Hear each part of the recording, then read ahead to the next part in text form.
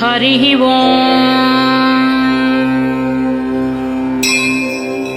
श्रीलक्ष्मी सहस्रनामस्तोत्रम्।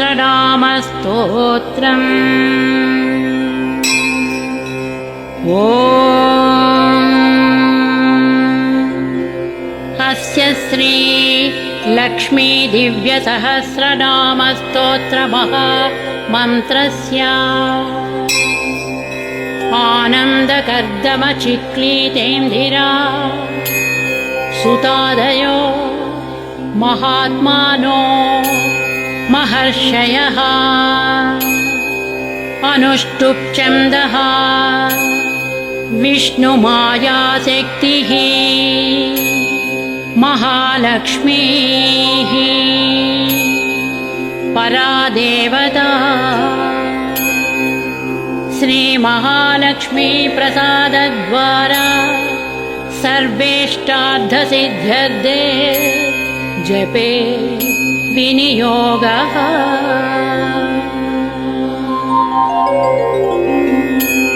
श्रीमित्यादिषडङ्गन्यासः ध्यानम्।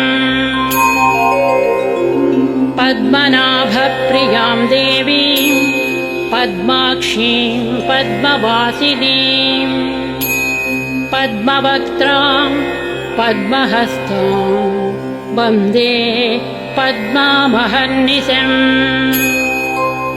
पूर्णेन्दुबिम्बवदनां रत्नाभरणभूषितां वरदाभयहस्ताढ्यां ध्यायेश्चन्द्रसहोदरी। इच्छारूपां भगवतः सच्चिदानन्दरूपिणी सर्वज्ञां सर्वजननी विष्णुवक्षस्थलालयाम्। दयाळुमनिशं ध्यायेत् सुखसिद्धिस्वरूपिणी। दयाळुमनिशं ध्यायेत् सुखसिद्धिस्वरूपिणी। हरिः ओम्।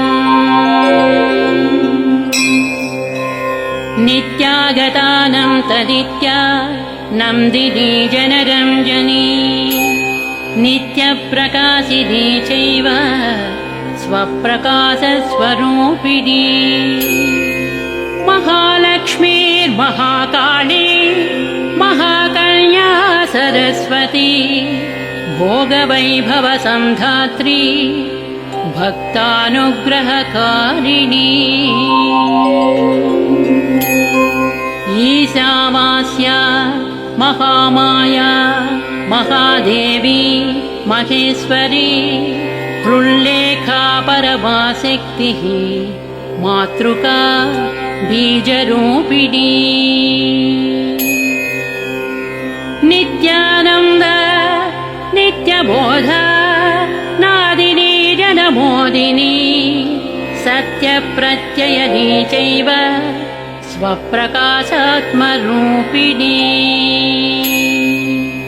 त्रिपुरा भैरवी विद्या हंसा वागीश्वरी शिवा वाग्देवी च महारात्रिः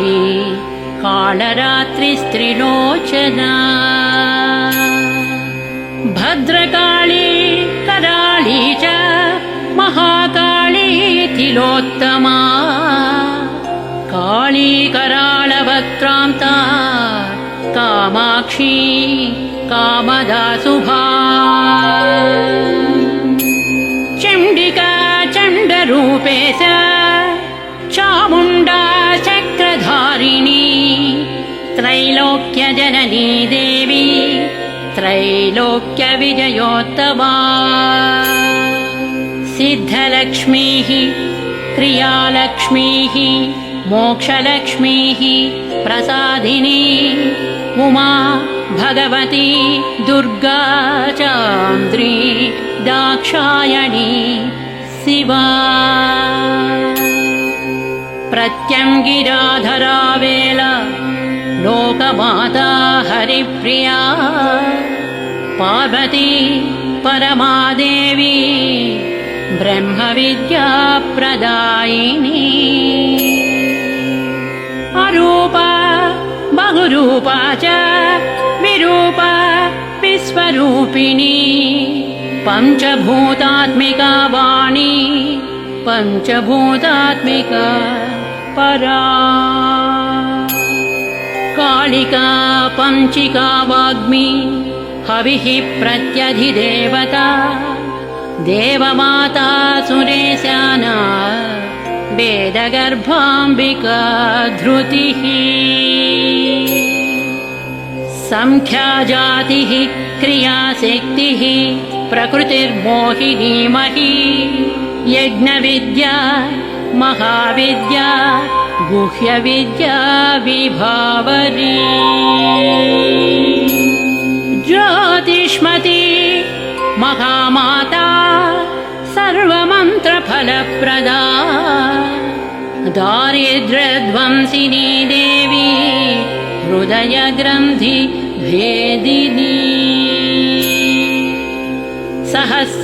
सहस्रादित्यसंकाशा चन्द्रिका चन्द्ररूपिणी अकारादिक्षकारान्त मातृका वर्णरूपिणी गायत्री सोमसम्भूति सावित्री प्रणवात्मिका शाङ्करी वैष्णवी ब्राह्मी सर्वदेव नमस्कृता सेव्या दुर्गा कुबेराक्षी करवीरनिवासिनी जया च विजया चैव जयन्ती च पराजिता कुब्जिका कालिका शास्त्री वीणा पुस्तकधारिणी सर्वज्ञशक्ति स्त्रीशक्तिः ब्रह्म विष्णु शिवात्मिका इडा पिङ्गलिका मध्या मृणाली तन्तु रूपिणी यज्ञेशानि प्रधादीक्षा दक्षिणा सर्वमोहिनी अष्टाङ्गयोगिनी देवी निर्भीजध्यानगोचरा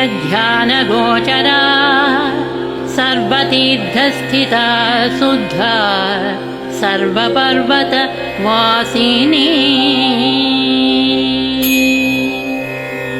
वेदशास्त्रप्रभा देवी षडङ्गादिपदक्रमा शिवा धात्री शुभानन्दा यज्ञकर्मस्वरूपिणी व्रतिनी मेनका देवी ब्रह्माणी ब्रह्मचारिणी एकाक्षरपरा तारा भवबन्धविनाशिनी विश्वम्भरा धरा धारा निराधाराधिकस्वरा राकाकुहूरमावास्या पूर्णिमानुमती द्युतिः सिनीवाली शिवावस्या वैश्वदेवी पिसङ्गिला पिप्पला च विशालाक्षी रक्षोघ्नी वृष्टिकारिणी दुष्टविद्राविणी देवी सर्वोपद्रवनाशिनी शारदा शरसन्धाना सर्वशास्त्रस्वरूपिणी युद्धमध्यस्थिता देवी सर्वभूतप्रभञ्जनी अयुद्धा युद्धरूपा च शान्ता शान्तिस्वरूपिणी गङ्गा सरस्वती वेणी यमुना नर्मदापगा समुद्रवसना वासा ब्रह्माण्डश्रेणिमेखला पञ्चवक्त्रा दशभुजा शुद्धस्फटिकसन्निभा रक्ता कृष्णासिता पीता सर्ववर्णा निरीश्वरी कालिका चक्रिका देवी सत्या तु वटुका स्थिता तरुणी वारुणी नारी ज्येष्ठा देवी सुरेश्वरी विश्वम्भरधरा कर्त्री गणार्गणविभञ्जनी सन्ध्या रात्रिर्दिवा ज्योत्स्ना कलाकाष्ठा निमेषिका उर्वी कात्यायनी शुभ्रा संसारानवतारिणी कपिला कीलिका शोका मल्लिका नवमल्लिका देविका नन्दिका शान्ता भञ्जिका भयभञ्जिका कौशिकी वैदिकी देवी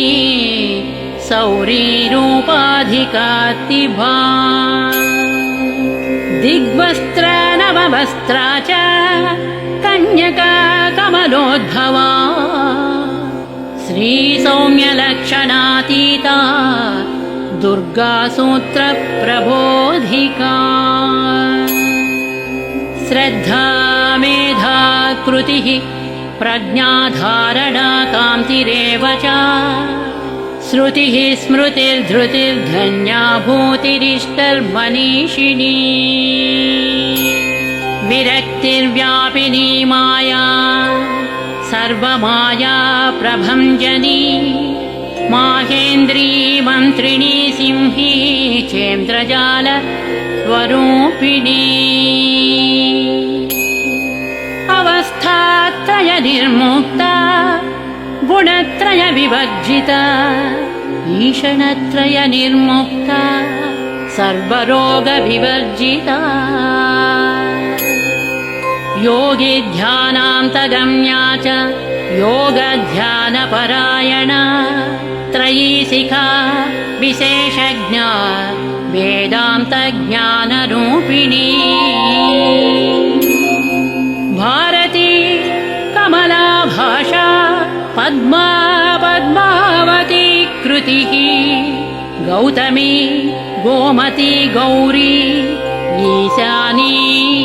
हंसवाहिनी नारायणी प्रभाधारा शाङ्करी शङ्करात्मजा चित्रघण्टा सुनन्दा श्रीर्मानवी मनुसंभवा स्तम्भिनी क्षोभिणी मारी ब्राह्मिणी शत्रुमारिणी मोहिनी द्वेषिणी वीरा अघोरा रुद्ररूपिणी रुद्रैकादशनी पुण्या कल्याणी लाभकारिणी देवदुर्गा महादुर्गा स्वप्नदुर्गाष्टभैरवी सूर्यचन्द्राग्निरूपा च ग्रहनक्षत्ररूपिणी बिन्दुनादकलातीता बिन्दुनादकलात्मिका दशवायुजयाकारा कला षोडश संयुता काश्यपी कमला देवी नादचक्रनिवासिनी मृडाधारा स्थिरा गुह्या देविका चक्ररूपिणी अविद्या शार्वरी भुञ्जा जम्भासुरनिबर्हिणी श्रीकाया श्रीकला शुभ्रा कर्मनिर्मूलकारिणी आदिलक्ष्मीर्गुणाधारा पञ्चब्रह्मात्मिका परा श्रुतिर्ब्रह्ममुखावासा सर्वसम्पत्तिरूपिणी मृत संजीविनी मैत्री कामिनी कामवर्जिता निर्वाण मार्गदा देवी हंसिनी कालिका क्षमा सपर्या गुणिनी भिन्ना निर्गुणा खण्डिता शुभा स्वामिनी वेदिनी शक्या शाम्बरी चक्रधारिणी दण्डिनी मुण्डिनी व्याघ्री शिखिनी सोमसंहतिः चिन्तामणिश्चिदानन्दा पञ्चबाणप्रबोधिनी बाणश्रेणि सहस्राक्षी सहस्रभुजपादुका सन्ध्याबलिस्त्रिसन्ध्याख्या ब्रह्माण्डमणिभूषणा वासवी वारुणी सेव्या कुलिका मन्त्ररञ्जनी जितप्राणस्वरूपा च कान्ता काम्यवरप्रदा मन्त्रब्राह्मणविद्यार्था नादरूपा हविष्मतिः अधर्वणश्रुतिः शून्या कल्पना वर्जिता सती सत्ता जातिः प्रमामेया प्रमितिः प्राणदा गतिः अपर्णा पञ्चवर्णा च सर्वदा भुवनेश्वरी त्रैलोक्यमोहिनी विद्या सर्वभद्री क्षराक्षरा हिरण्यवर्णा हरिणी सर्वोपद्रवनाशिनी कैवल्यपदवीरेखा सूर्यमण्डल संस्थिता सोममण्डलमध्यस्था वह्निमण्डलसंस्थिता वायुमण्डलमध्यस्था व्योममण्डलसंस्थिता चक्रिका चक्रमध्यस्था चक्रमार्गप्रवर्तिनी कोकिलाकुलचक्रे च पक्षतिः पङ्क्तिपावनी सर्वसिद्धान्तमार्गस्था षड्वर्णा वरवर्जिता शतरुद्रहरा हन्त्री सर्वसंहारकारिणी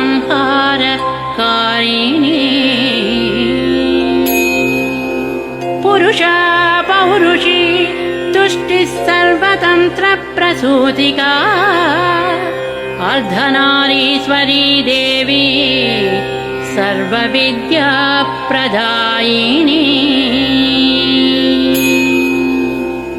भार्गवी आजुषी विद्या सर्वोपनिषदा स्थिता व्योमकेशाखिलप्राणा पञ्चकोश विलक्षणा पञ्चकोशात्मिका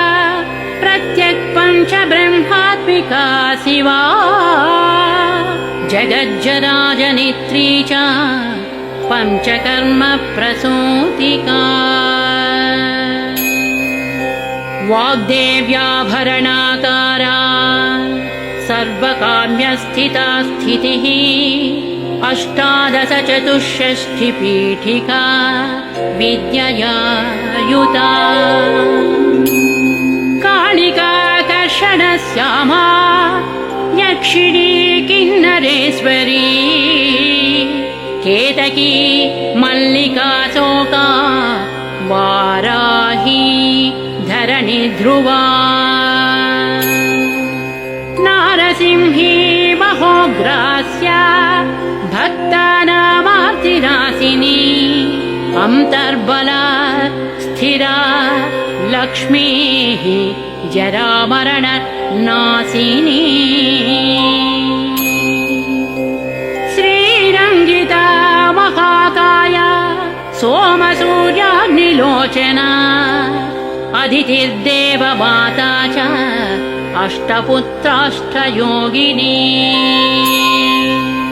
अष्टप्रकृतिरष्टाष्ट बिभ्राजद्विकृताकृतिः दुर्भिक्षध्वंसिनी देवी सीता सत्या च रुक्मिणी ख्यातिजा भार्गवी देवी देवयोनिस्तपस्विनी शाकम्भरी महाशोणा गरुडोपरि संस्थिता सिंहगा व्याघ्रगा देवी वायुगा च महाद्रिगा अकारादिक्षकारान्त सर्वविद्याधिदेवता मन्त्रव्याख्याननिपुणा ज्योतिःशास्त्रैकलोचना गिडा पिङ्गलिका मध्य सुषुम्ना ग्रन्थिभेदिनी कालचक्राश्रयोपेता कालचक्रस्वरूपिणी वैशारदी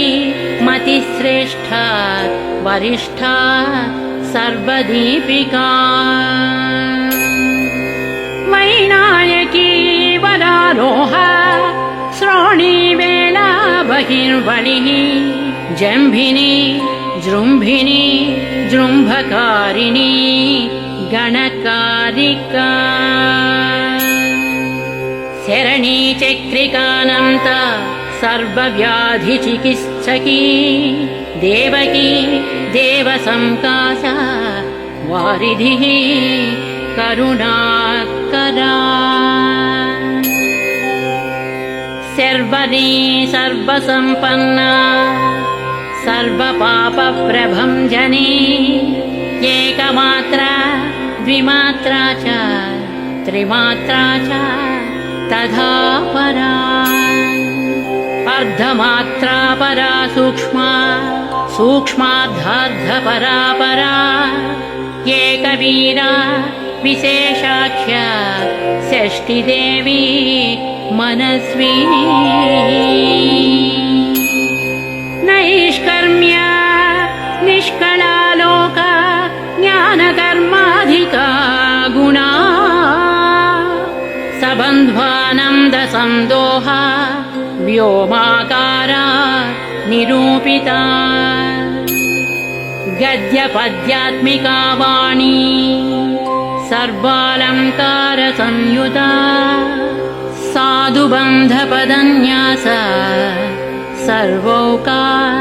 घटिकावलिः षट्कर्मी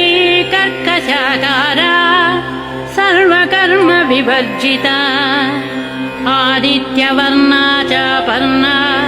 कामिनी वररूपिणी ब्रह्माणी ब्रह्मसन्ताना वेदवागीश्वरी शिवा पुराणन्यायमीमांसा धर्मशास्त्रागमश्रुता सद्यो वेदवती सर्वा हंसी विद्याधिदेवता विश्वेश्वरी जगद्धात्री विश्वनिर्माणकारिणी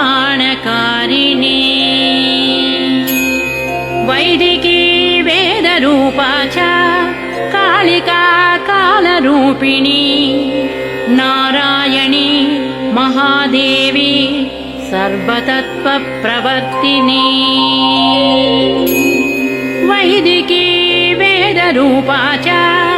कालिका कालरूपिणी नारायणी महादेवी सर्वतत्त्वप्रवर्तिनी हिरण्यवर्णारूपा च हिरण्यपदसम्भवा कैवल्यपदवी पुण्या कैवल्यज्ञानलक्षिता ब्रह्मसम्पत्तिरूपा च ब्रह्मसम्पत्तिकारिणी वारुणी वारुणाराजा सर्वकर्म प्रवर्तिनी एकाक्षरपरा युक्ता सर्वदारिद्र्यभञ्जनी पाशाङ्कुशान्विता दिव्या वीणा व्याख्याक्ष सूत्रभृत् एकमूर्तिस्त्रयी मूर्तिर्मधुकैटभञ्जनी साङ्ख्यवती ज्वाला ज्वलन्ती कामरूपिणी जाग्रती सर्वसम्पत्ति सुषुप्ता स्वेष्टदायिनी कपालिनी महादंष्ट्रा भ्रुकुटी कुटिलानना सर्वावासा सुवासा च बृहत्सृष्टिश्च साक्वरी छन्दो गणप्रतिष्ठा च कल्माषी करुणात्मिका चक्षुष्मती महाघोषा खड्गचर्मधरासिनिः शिल्पवैचित्र्यविद्योता सर्वतो भद्रवासिनी अचिन्त्यलक्षणाकारा सूत्रभाष्यनिबन्धना सर्ववेदार्थसम्पत्ति सर्वशास्त्रार्थ मातृका अकारादिक्षकारान्तः सर्ववर्णकृतस्थला सर्वलक्ष्मी सदानन्दा सारविद्या सदा शिवा सर्वज्ञा सर्वशक्तिश्च खेचरी रूपगोच्छ्रिता अणिमादिगुणोपेता पराकाष्ठा परा गतिः हंसयुक्तविमानस्था हंसारूढा शशिप्रभा भवानी वासनाशक्तिः आकृतिस्था खिला तन्त्रहेतुर्विचित्राङ्गी व्योमगङ्गा विनोदिनी वर्षा च वार्षिका चैव ऋग्यजुस्सामरूपिणी महानदी नदी पुण्या गण्यपुण्यगुणक्रिया समाधिगतलभ्यार्था श्रोतव्या स्वप्रिया घृणा नामाक्षरपरा देवी ह्युपसर्गनकाञ्चिता निपातोरुद्वयी जङ्घा मातृका मन्त्ररूपिणी आसीना च शयना च तिष्ठन्ती धावनाधिका लक्ष्यलक्षणयोगाढ्या ताद्रूप्यगणनाकृतिः एकरूपानेकरूपा सेन्दुरूपा सदाकृतिः समासतद्धिताकारा विभक्तिवचनात्मिका स्वाहाकारा स्वधाकारा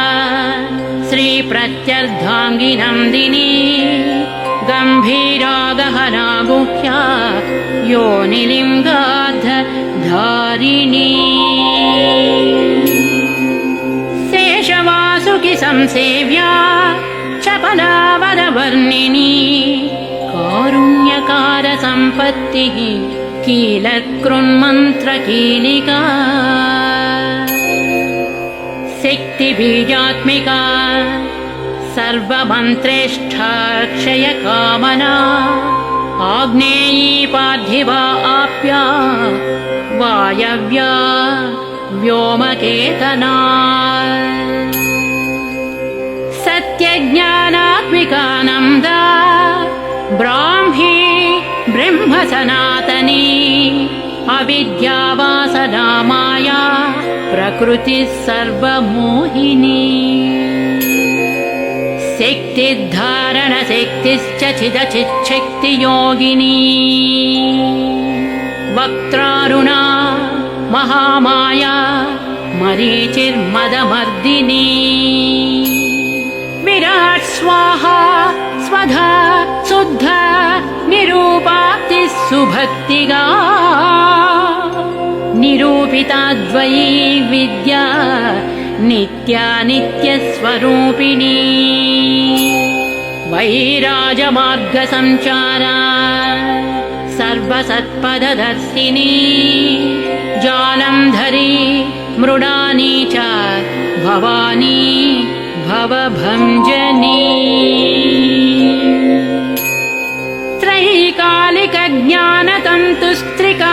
त्रैकालिकज्ञानतन्तुस्त्रिकालज्ञानदायिनी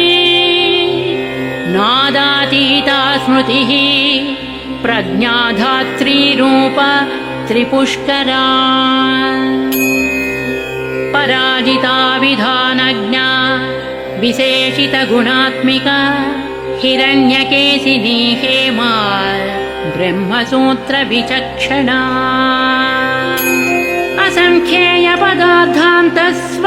असङ्ख्येयपदार्थान्तस्वरव्यञ्जनवैखरी मधुजिह्वा मधुमती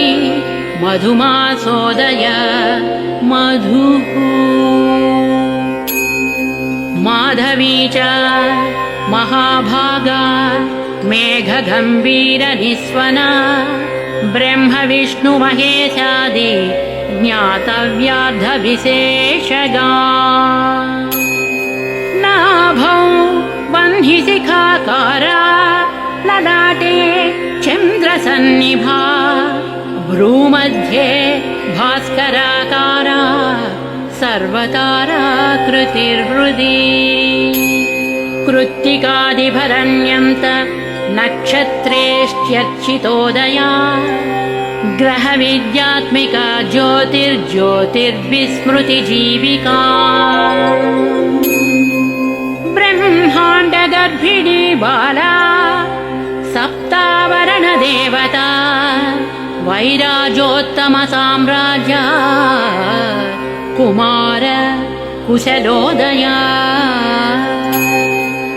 बगला भ्रमराम्बा च शिवदूती शिवात्मिका मेरुविंध्यादिसंस्थाना काश्मीरपुरवासिनी योगनिद्रा महानिद्रा विनिद्रा राक्षसाश्रिता सुवर्णदा महागंगा पञ्चाख्या पञ्चसंहतिः सुप्रजाता सुवीर्या च सुपोषा सुपतिः शिवा सुगृहा रक्तबीजान्ता हतकन्दर्पजीविका समुद्रव्योममध्यस्था समबिन्दुसमाश्रया सौभाग्यरसजीवातु सारासारविवेकदृक्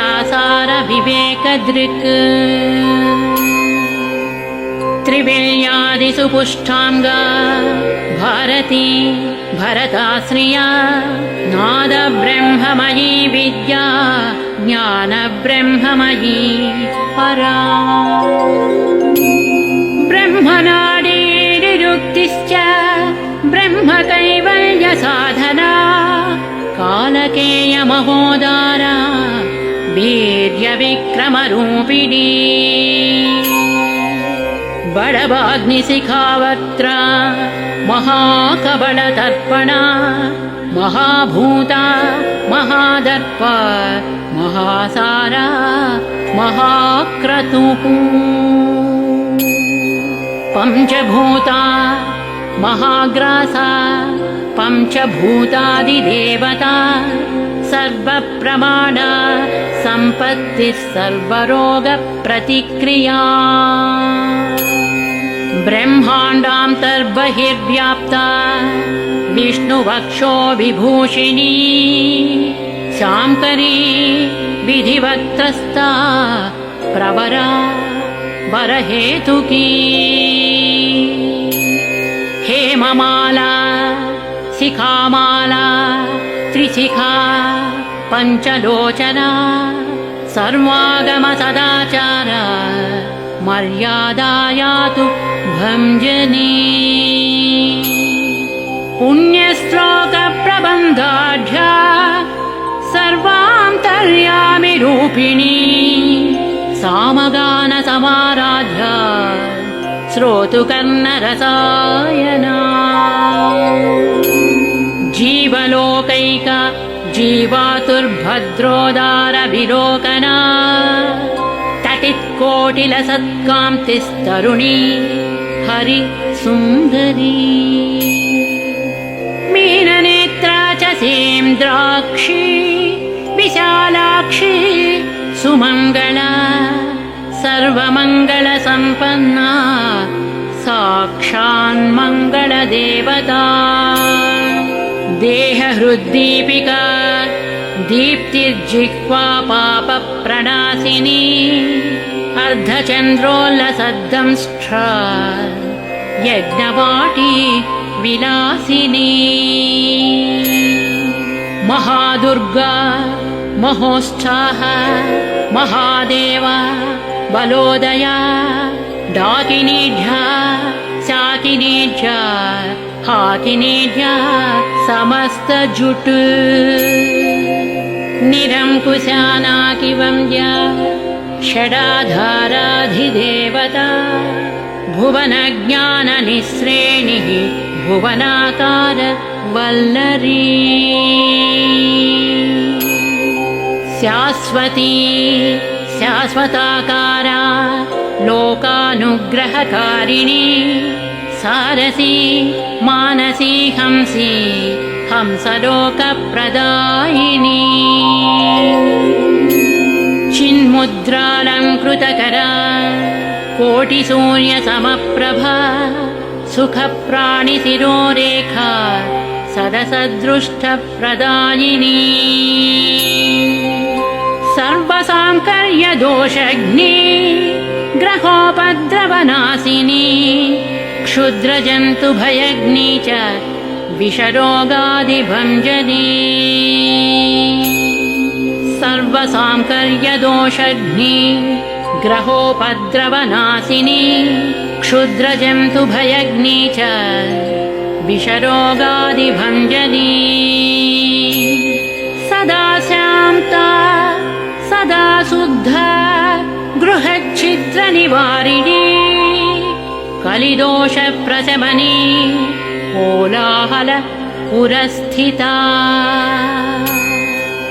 गौरी लाक्षणिकी मुख्या जगन्याकृतिवर्जिता मायाविद्या मूलभूता वासवी विष्णुचेतना वादिनी वसुरूपा च वसुरत्नपरिच्छदा छान्दसी चन्द्रहृदया मन्त्रस्वच्छन्दभैरवी वनमाला वैजयन्ती पञ्चदिव्यायुधात्मिका पीताम्बरमयी चञ्चत्कौस्तुभा हरिकामिनी नित्या तद्ध्या रमा रामा रमणी मृत्युभञ्जनी ज्येष्ठा काष्ठा धनिष्ठां ता शराङ्गी निर्गुणप्रिया मैत्रेया मित्रविन्दा च शेष्यशेषकलाशया वारणासी वासलभ्या चाव्यावर्तजनस्तुता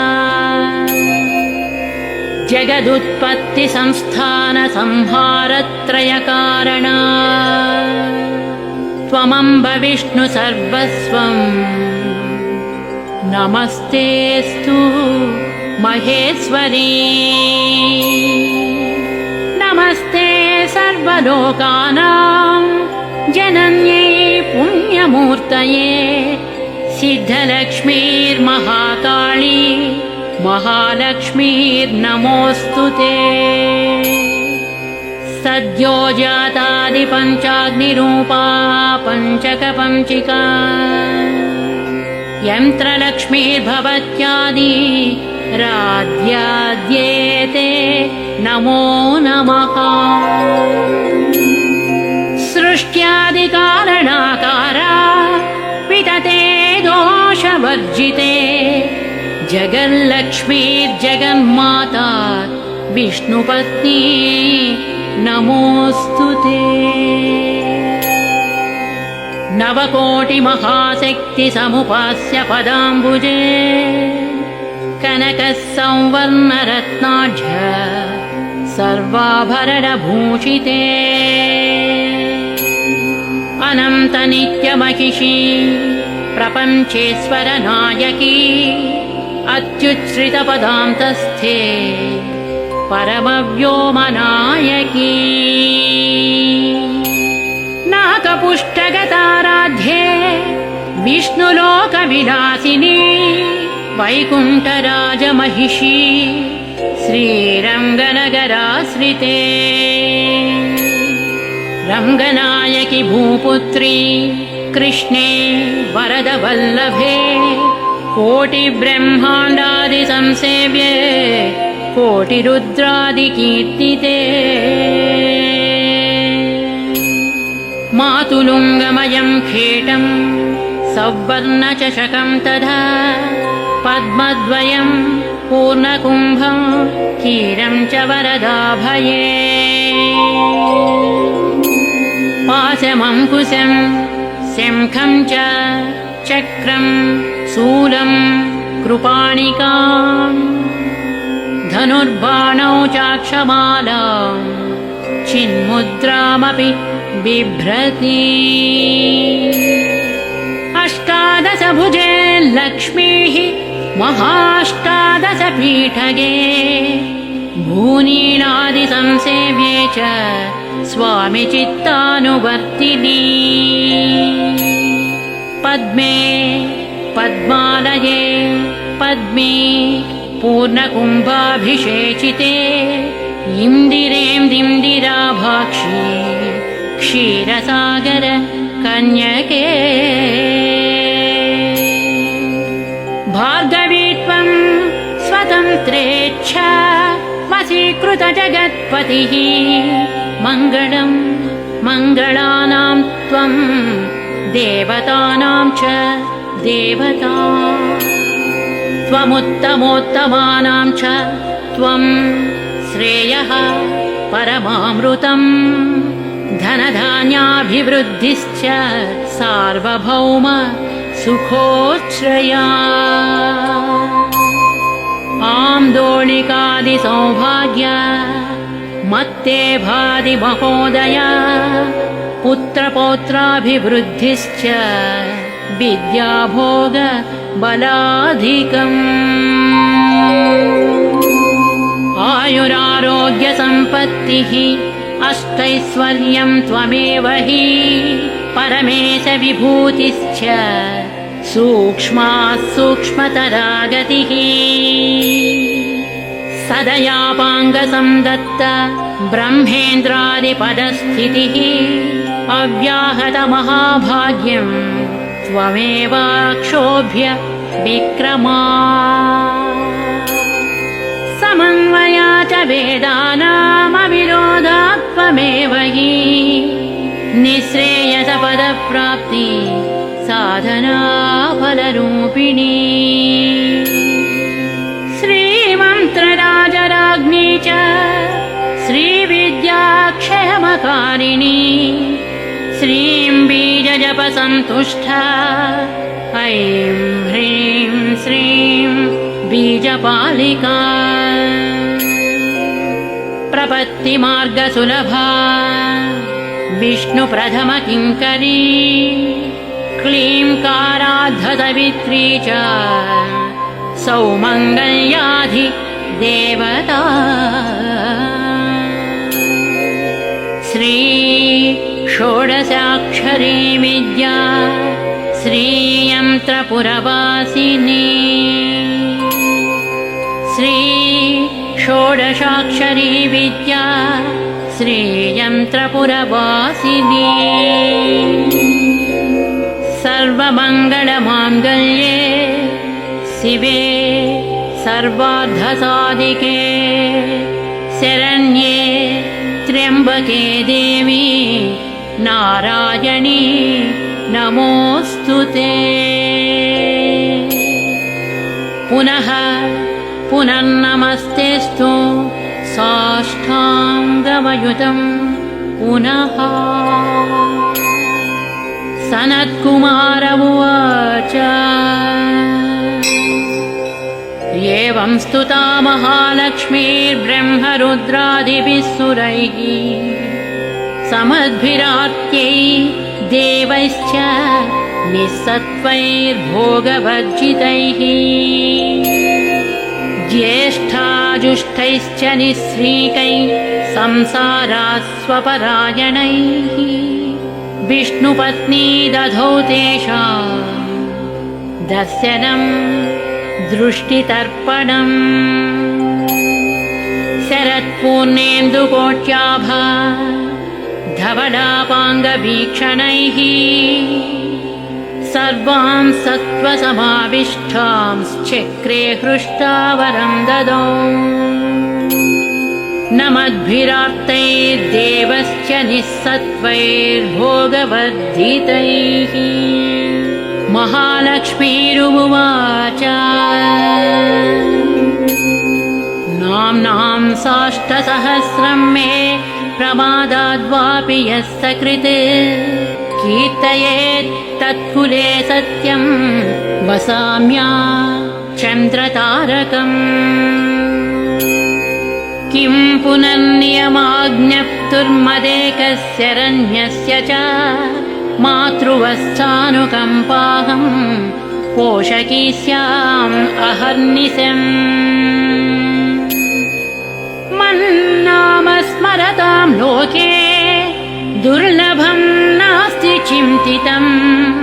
मत्प्रसादेन सर्वेऽपि स्वस्वेष्टार्थमवाप्स्यथा। लुप्तवैष्णवधर्मस्य मद्व्रतेष्वकीर्तिनः भक्तिप्रपत्तिहीनस्य वन्द्यो